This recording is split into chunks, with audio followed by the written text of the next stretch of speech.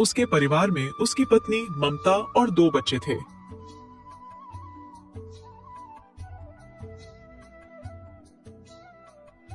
उसके पास एक गाय थी।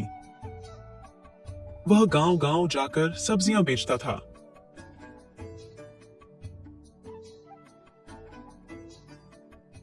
हर किसी को बसंत से सब्जी लेना पसंद था, क्योंकि बसंत की सब्जियां बहुत ताजी होती थीं।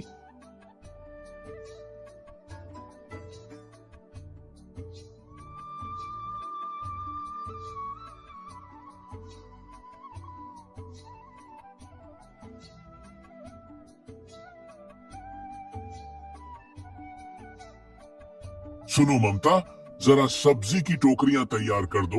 पता नहीं आज कैसे ज्यादा देर तक आंख लग गई। सूरज सर पर चढ़ आया है। पूरे गांव में सब्जियां बेचने जाना है। मैंने पहले से ही आपकी सब्जी की सारी टोकरियां ताजी ताजी सब्जियों से भरकर तैयार कर दी हैं। आप जल्दी से तैयार होकर उन्हें गांव में बेच आएं। बसंत ताजी ताजी सब्जियों से भरी टोकरियां ठेले पर रखकर सब्जी बेचने के लिए गांव में निकल पड़ता है।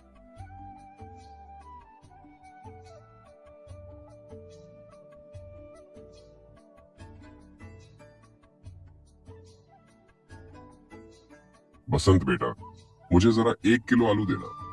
चाचा, आलू तो आज खत्म हो गए हैं। क्या तुम्हारे पास सारे आलू खत्म हो गए हैं? नहीं चाचा, सारे आलू खत्म हो गए हैं। थोड़े सा भी नहीं बचा? नहीं भोला चाचा, थोड़ा सा भी नहीं बचा। भोला चाचा, आप निराश मत होइए। शाम को मैं ताजे आलू आपके घर पर पहुंचा दूंगा, ठीक है? बेटा, तुम शाम को आलू मेरे घर पहुंचा देना। मुझे आलू की सब्जी बहुत पसंद है, और साथ में कुछ और भी ताजी सब्जियां लेते आना। मेरे घर में सब्जी बिल्कुल खत्म हो गई है, और तुम्हारी सब्जियां बिल्कुल ताजी होती हैं। और इस उम्र में मुझे बाजार जाने में बहुत तकलीफ होती है, और तुम भी सब्जियां मुझे मेरे घर तक दे जाते हो, इसलिए मैं सिर्फ तुम्ही से सब्जियां लेता हूँ। ठीक है भोला चाचा, मैं शाम को जब ताजी सब्जी लाऊंगा तो सबसे पहले आपको ही सब्जी देकर जाऊंगा।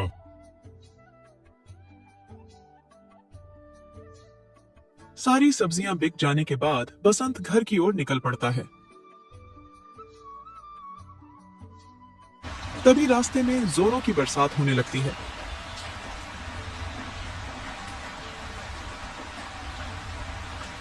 बसंत एक पेड़ के नीचे अपने ठेले को लगाकर खड़ा हो जाता है और बारिश बंद होने का इंतजार करने लगता है। थोड़ी देर बाद बारिश बंद हो जाती है और बसंत अपने घर की ओर जा ही रहा था। तभी कुछ बदमाश वहां पर जाते हैं।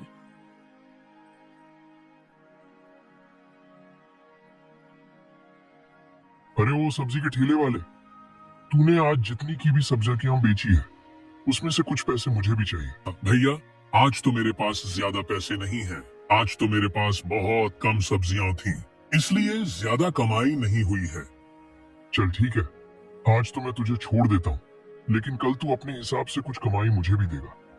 मुझे पैसा देने के बाद ही गांव में तू सब्जी बेच सकता है। बसंत भी अपनी सब्जी का ठेला लेकर अपने घर की ओर निकल पड़ता है।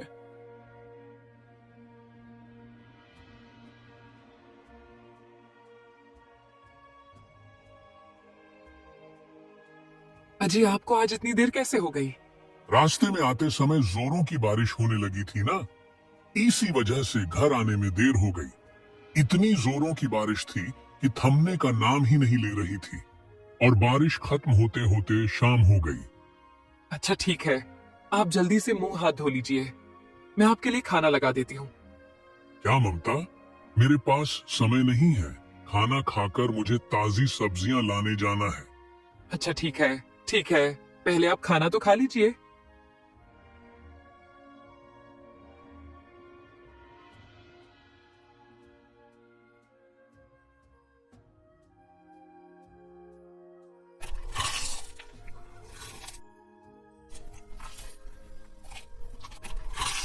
अरे ममता, गाय ने दूध दे दिया क्या?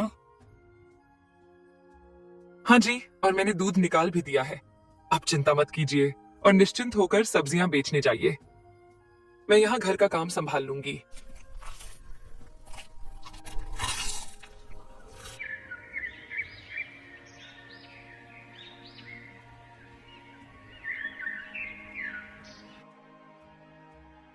अच्छा ममता, मेरे सब्जी बेचने का समय हो रहा है।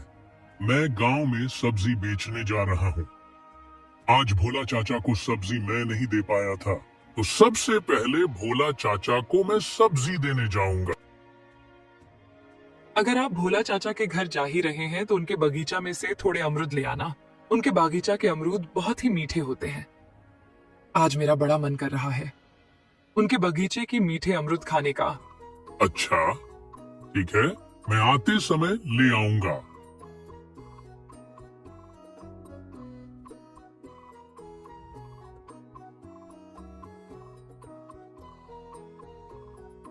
भोला चाचा, अरे ओ भोला चाचा, मैं आपके लिए ताजी सब्जी ले आया हूँ, आकर सब्जी ले लीजिए। अरे बेटा, मेरी उम्र बहुत हो गई है, इसलिए मैं बाजार नहीं जा पाता हूँ। आज तो जोरों की बारिश हो रही थी, मुझे लगा था तुम मुझे सब्जी देने नहीं आ पाओगे। ऐसी बात करते हो भोला चाचा, आखिर मुझे तो आना ही था, क्योंकि आपके घर में ताजी सब्जी नहीं थी। चाहे बारिश हो या आंधी, मैं तो आपको ताजी सब्जियां देने जरूर आता। ठीक है बेटा, तुम्हारा भला हो। भोला चाचा, आपके बगीचे के थोड़े अमरूद मिल जाएंगे क्या? ममता का बड़ा मन कर रहा था आपके बगीचे के मीठे अमरूद खाने का। हाँ बेटा, क्यों नहीं, तुम यहीं पर रुको, मैं अभी लेकर आता हूँ। हाँ लो बेटा, ये बहुत ही मीठा और स्वादिष्ट है। अगर तुम्हें जब भी अमरूद चाहिए हो तो हिचकिचाना मत, मुझसे मांग लेना। अच्छा, तो अब मैं चलता हूँ।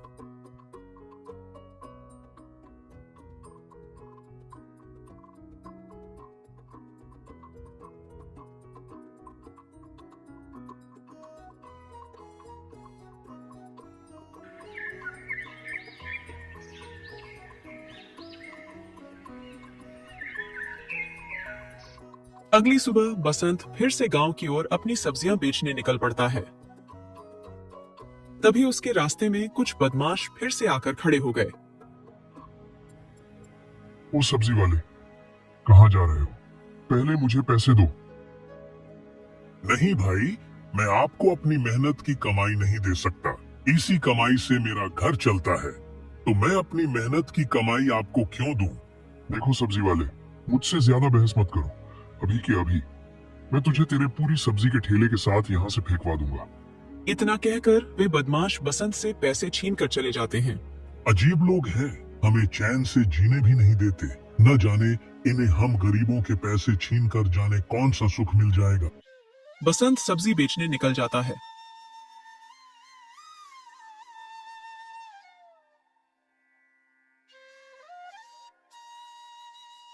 बसंत भैया, आज मुझे 2 किलो मूली दे देना, क्योंकि मुझे मूली के पराठे बनाने हैं।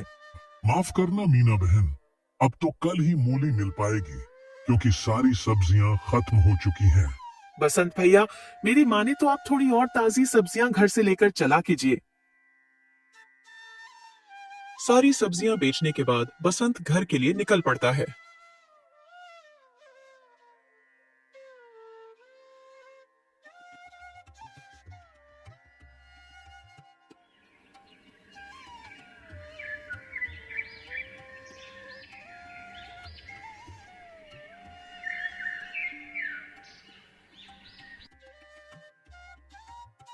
अगली सुबह फिर से बसंत सब्जियां लेकर गांव की ओर निकल पड़ता है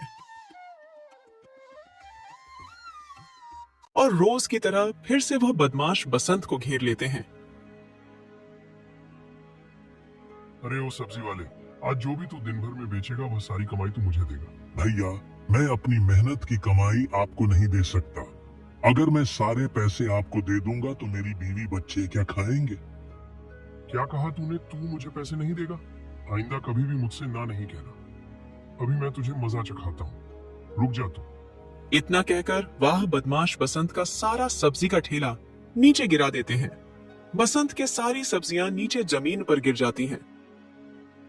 अभी तो तेरी सिर्फ सारी सब्जियां जमीन पर फेंकी है, अगली बार तेरा भी तेरे सब्जियों जैसा ही हाल कर दूंगा। जितनी जल्दी हो सके ये बात तू अपने दिमाग में बैठा ले।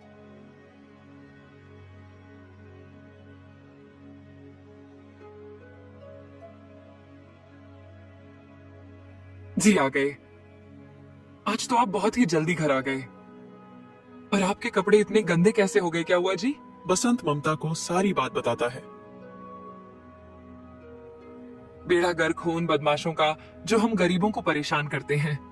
अरे, खुद के पैसे नहीं है तो हम गरीबों का पैसा क्यों छीनते हैं? ये क्या बात हुई भला?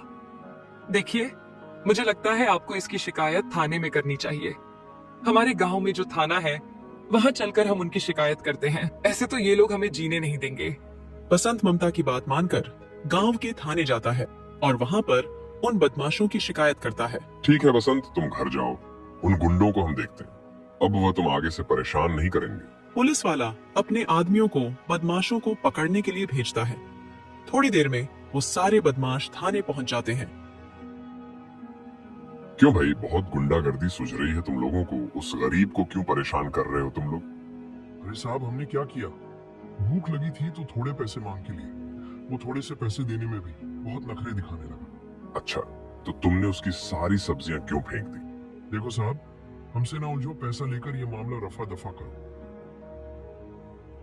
अच्छा, तो एक पुलिस वाले को रिश्वत देते हुए डर नहीं लगता है तुम्हें? 50,000 बोलो साहब। 50,000 कैसे रहेंगे आपकी सेवा पाने के लिए? इतने सारे पैसे देखकर पुलिस वाले का ईमान डगमगा जाता है और वह सभी पैसों को रख लेता है। उस बसंत ने मेरी शिकायत थाने में करके अच्छा नहीं किया। अब देखते जाओ मैं उसे कैसे सबक सिखाता हूँ। वह बदमाश गुंडे गांव के कुछ लोगों से पूछते हैं। पूछताछ से उन्हें पता चलता है कि बसंत एक किराए के घर में रहता है। बदमाश गुंडे उसे आदमी के घर पहुंचाते हैं जिसने बसंत को घर किराए पर दिया हुआ था। सुन बे मालिक, वह जो बसंत है जिसको तूने घर किराए पर दे रखा है, कल तक वह घर खाली हो जाना चाहिए। और अगर तूने ऐसा नहीं किया तो तेरे बीवी बच्चों के साथ तेरे पूरे परिवार को एक ही बार में खत्म कर दूंगा।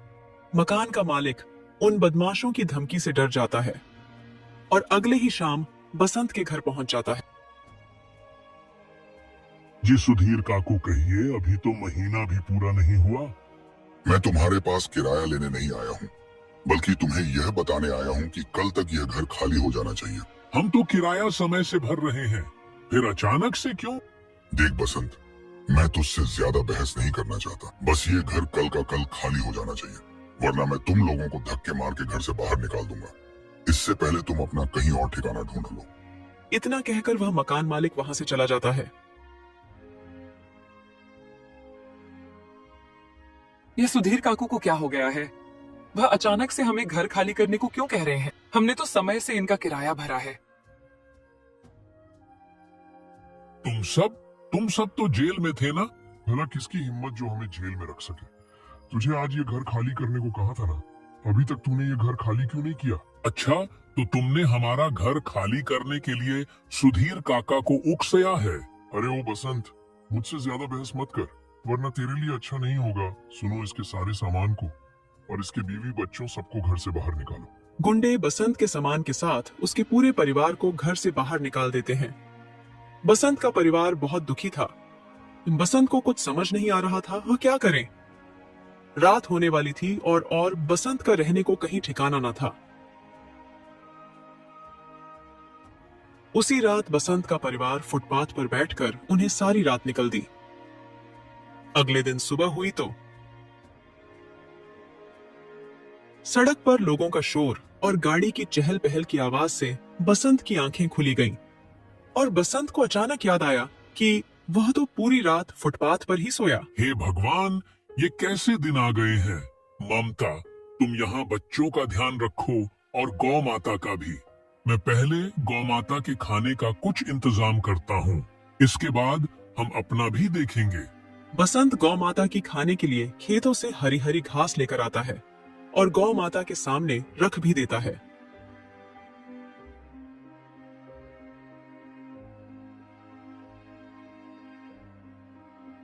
और अब हम अपने खाने का कैसे इंतजाम करें?